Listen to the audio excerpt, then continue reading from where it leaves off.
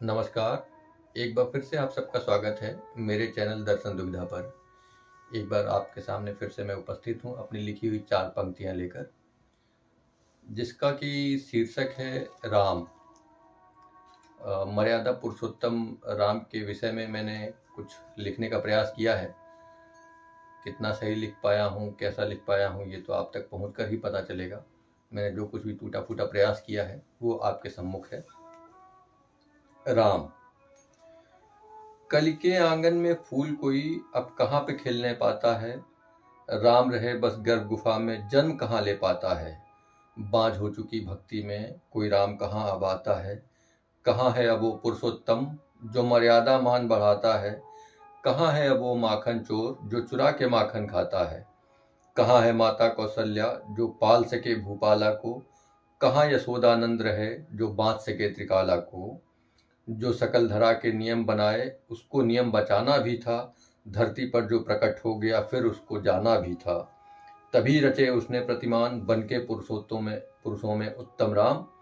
पितृवचन को रख लेना, राज्य त्याग दुख सह लेना, लगे भूख फल चख लेना, उपकारी को कृत कर देना, शरणागत घर में रख लेना, ये कोई सत्कर्म नहीं है, सहज मनुष्य का धर्म यही है। भेद समझना होगा पहले आदर्शों और कहानी में। आदर्शों से बनते राम और कथे कहानी रचनाकार। भील कथा तुम कहते हो, केवट का गान सुनाते हो। रीछ अहिल्या की बातें शबरी का मान बढ़ाते हो। राम राम करते करते कब रावण तुम बन जाते हो।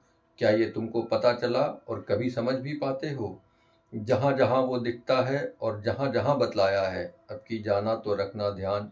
जो शब्द रटे हैं तीर समान, और कुछ भी कह जाने से पहले महसूस उसे यूं कर लेना। ज्यों बिन वायु सब हो निष्प्राण, ज्यों तृप्त करे जल प्यासे प्राण। भगवान कहते हैं, एक बार फिर दोहरा लेना अगर कहानी भूल गया हो। मैं आया था किस हेतु धरा पर, बांधा था यूं सेतु जलधि पर। धैर्य धर्म ही मेरा है, मर्यादा मेरा आभूषण। 3 लोक का स्वामी हूं मैं, कर सकता क्या मुझको अर्पण। मर्यादा और धैर्य त्याग, सत्य सहजता और विराग, बस यही तुझको याद है क्या। मैं नहीं धरा पर आया था कौशल्या माँ के बुलाने से। नहीं मुझे कोई रस था केवट को पार लगाने में। पितृ भ्रातृ का मोह नहीं, ना माया के भड़काने से। वनवास की मुझको चाह नहीं थी, सिया विरह की आह नहीं थी। ना भूखा सबरी के बेरों का, न जन्म मरण के फेरों का।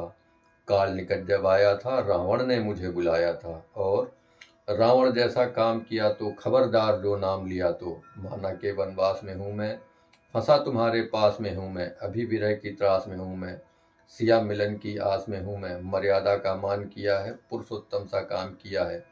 धैर्य किए धारण बैठा हूँ, भूल गया तो याद करा दूं। मार यहाँ रावण बैठा हूँ।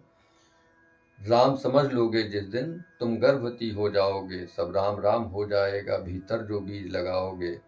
फिर अहम भाव के जगते ही जी मिचला सा जाएगा। अहम गलेगा भीतर से और सत्य ही बाहर आएगा। हृदय में धड़केगा निस दिन जो धड़कन तुम सुन जाओगे। कोई भजन नहीं, कोई श्रवण नहीं, बस मौन मौन मुस्काओगे। कोई प्रमाण ना मांगेगा अगर राम जो भीतर जागेगा। जो राम खोजते हो बाहर तो वहीं भटक रह जाओगे। राघव जो भीतर मिले कहीं तो वहीं अटक रह जाओगे। राम प्रकट होता निज उर में, नहीं किसी राजा के पुर में। जो ठेठ निराभिमानी है वो प्रेम रूहानी कहते हो, और राम से मिलने की खातिर मंदिर की राह पकड़ते हो। राम से मिलने की खातिर जो मंदिर जाना पड़ता है, फिर वो मिलन अधूरा है और जी बहलाना पड़ता है। राम तुम्हारे भीतर ही है, क्यों उससे कतराते हो।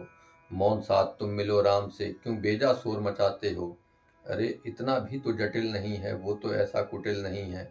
बस सहज जरा सा होना है, इसमें इतना क्या रोना है। और हाँ, भीतर जो उसको पा जाना तो रोज परीक्षण करना होगा। लोभ मोह की छाया ना हो, काम क्रोध और माया ना हो।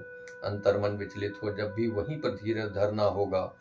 कभी जो रावण शब्द करे तो तत्काल वहीं वध करना होगा, तत्काल वहीं वध करना होगा। आपने समय दिया इसके लिए बहुत बहुत धन्यवाद।